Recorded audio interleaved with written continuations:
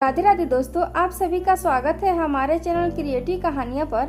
आइए जानते हैं विक्रम बेताल की कहानी भाग 6 के बारे में। उज्जैन में महाबल नाम का एक राजा रहता था। उसके हरिदास नाम का एक दूत था, जिसकी महादेवी नाम की बड़ी सुंदर कन्या थी। जब वह विवाह योग्य हुई तो हरिदास को बहुत चिंता होने लगी।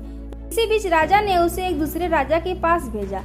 कई दिन चलकर हरिदास वहां पहुंचा। राजा ने उसे बड़ी अच्छी तरह से रखा।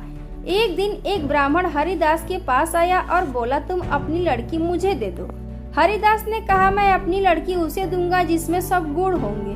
ब्राह्मण ने कहा, मेरे पास एक ऐसा रथ है जिस पर बैठकर जहाँ चाहो घड़ी भर में पहुँच जाओगे। हरिदास बोला, ठीक है, सवेरे उसे ले आना। अगले दिन दोनों रथ पर बैठकर उज्जैन जा पहुँचे। दुर्योग से उससे पहले हरिदास का लड़का अपनी बहन को किसी दूसरे को और हरिदास की स्त्री अपनी लड़की को किसी तीसरे को देने का वादा कर चुकी थी। इस तरह 3 वर इकट्ठे हो गए। हरिदास सोचने लगा कि कन्या एक है, वह 3 है, क्या करे।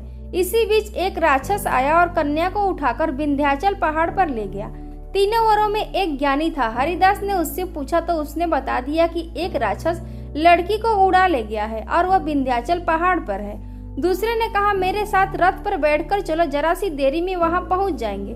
तीसरा बोला, मैं शब्द वेदित तीर चलाना जानता हूँ, राक्षस को मार गिराऊंगा। वे सब रथ पर बैठकर विंध्याचल पहुंचे और राक्षस को मारकर लड़की को बचा लाए। इतना कहकर बेताल बोला, हे राजन, बताओ वह लड़की उन तीनों में से किसको मिलनी चाहिए।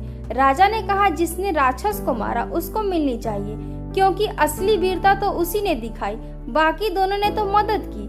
राजा का इतना कहना था कि बेताल फिर पेड़ पर जा लटका और राजा फिर उसे लेकर आया तो रास्ते में बेताल ने छठी कहानी सुनाई। छठी कहानी सुनने के लिए हमारे चैनल को सब्सक्राइब करें और वीडियो को लाइक करें।